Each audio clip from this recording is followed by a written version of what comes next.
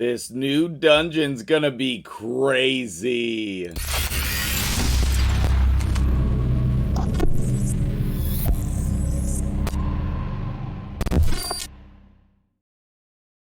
What's up, guys? MtgJedi here. Yesterday, while I was at work, Polarium decided to drop their video breaking down the Iron Fortress over here in the dungeon section. Now, this Iron Twins boss, I'm not going to go rewatch that video with you. You don't want to see that. You've already watched it probably 10 times because every content creator tends to do that. And that's okay. That is okay. But today, man, I have some really high quality stuff to go over with you guys today. So, there's just some things that really stood out to me from the video, and then there's a lot of champions that I think are going to have a crazy big surge in their value based on this new dungeon in the game. So let's get started. Now, this Iron Twins, the key here, one of the big important things in my opinion, is this passive, their retaliatory launch, okay? This is basically the Ice Golem passive. So when you think about the Iron Twins, you know that whenever their HP drops below these percentages, it's going to get this free attack, okay? Now, as long as you don't have, like, all of these, like, crazy debuffs on you, where the Iron Twins are going to ignore your defense, then you should be okay. It shouldn't be as dangerous as Ice Golem, but basically this is like a new version of Ice Golem. And honestly, that sucks. I hate Ice Golem. Everyone hates Ice Golem. Don't make it like Ice Golem. But anyway, it's like Ice Golem. So the thing is, though, placing decreased speed on them, I don't know however you want to say it, placing the decreased speed is going to really help you out a lot. Next thing is that multi-hit skills are going to do less and less damage. So, like if you had a Kutraxa doing 4 hits, man, it's going to do nothing. And then, you know, all of these other multi-hit champions that we rely on our accounts, not going to work out well. Also immune to turn meter decreasing effects. I was surprised about that, but that's probably good. Next up, where's my... Oh, okay, cool. Next up, this boss is going to have the 2 normal passives that we expect from level 25 dungeons, except at all levels. So, you can't stun, freeze, sleep, provoke, put block active skills, block passive skills, fear, true fear, petrification. Can't exchange HP or balance it, and you can't cool down their skills. Okay. Also, the enemy max HP is capped at 10%. So I think we're going to see we're not going to be using the enemy max HP champions for this boss. I don't think so. Okay. So that is all super important. Now, Chosen, Chofly Elite, he posted this in a video yesterday, and I just, took a picture of it. I wanted to include it here in my video as well. We can resist the debuffs that this new dungeon boss is going to place. So, a good thing to have on your team is going to be a resistance aura and or an increased resistance buff. So, Beauregard and Raphmatab, it might now be your time to shine, because that is going to allow us to have a lot more resistance than what we would normally, okay? Also, all of these decreased speed champions are going to be essential as well. Okay, so maybe you have Glacea and you want to pull her out of the vault, use her for the resistance aura. Then you can use your Beauregard and increase your resistance on your whole team.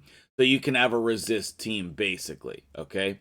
Now, you're going to also want decreased speed, okay? So any of these decreased speed champions that can reliably place decreased speed, you definitely want that on your team. So probably you want one with the aura and one with the decreased speed, but there are definitely going to be some that are better than others. Like Mother Sybil has decreased speed on her A1, not 100%. Whereas Countess Lix has decreased speed on her A2, and if you book her, it is 100%. Okay? But like everybody gets Scylla the Drakes, it's not 100%, but that's available. I think Tomb Lord is going to be OP versus this boss. So let's talk about that on the next slide. There are going to be some really key components to your teams. And first off, I think is going to be Poisoners again. I think that this is the boss where, just like Ice Golem, we're going to poison it. We can do the normal solo builds for Poisoners with Bad Owl, Tomb Lord. Euros is particularly good because he has decreased speed and poison and he protects himself.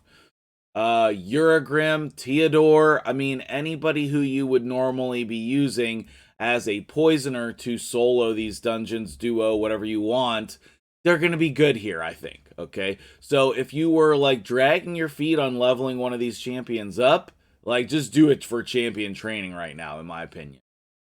Now, for DPS, I had some really interesting ideas over here, okay? I think ally attack is going to be great, but maybe we just don't need, it depends if you don't have poisoners, but maybe I missed something in the Iron Twins and we can't use poisoners, or maybe you don't, have a good poisoner to use. I think ally attack and counter attack is still going to be very good. Okay, if you have decreased speed on the boss, then it doesn't matter how many buffs you put up. It's totally fine. The boss can't strip your buffs. He just gains turn meter whenever you put buffs up if you don't have decreased speed. Now, I put Trunda on here because I'm pretty sure Trunda violates all the rules about multi-hit abilities. Her abilities are not coded that way, and so I think we might just be able to nuke it with Trunda. I'm not going to be able to test that because I don't have her, but when that comes out, you guys are going to test that and let me know. Now, I also put the 3 best single target damage dealers that I could think of here, okay? Faceless, Turvold, and Little Miss Annie. I think that those champions could be extremely good against this boss because we can't use multi-hit abilities. So maybe this whole guaranteed Turvold thing was just like hey, he's going to be really good against this boss. I could definitely see that. I think he does 2 hits on his A1, but I don't recall 100%. But we know he is a heavy single target damage dealer. So Faceless ignores a lot of defense, which is really, really good for this boss who presumably will have high stats. And then Annie as well, and when she dies and you revive her, she gets those free attacks. Okay, so I think that those damage dealers could be really good as well. So if you were sitting on Faceless, Turvold, and Annie, you need a place to use them, this could definitely be the place. Now, revivers are going to be very good in this dungeon as well, and or revive on death. We already talked about decreased speed, but I had a support champions list, so I decided to include that there as well. So revivers / revive on death, when your champion dies, it removes all of the stacks of this new debuff that's going to be placed on you from the Iron Twins. And so if you have just your reviver, like Arbiter, Duchess, etc., with a lot of resistance, so they can't get those debuffs, then when your champions die, you can revive them, and they won't have all of those stacks on there. And that is pretty great in combination with Little Miss Annie, okay? So I think Raglan could be amazing here. Obviously, Duchess is going to still be OP. Sify, okay? Any of these champions that we're using as revivers. Godseeker and Neri would be a good example at the epic level.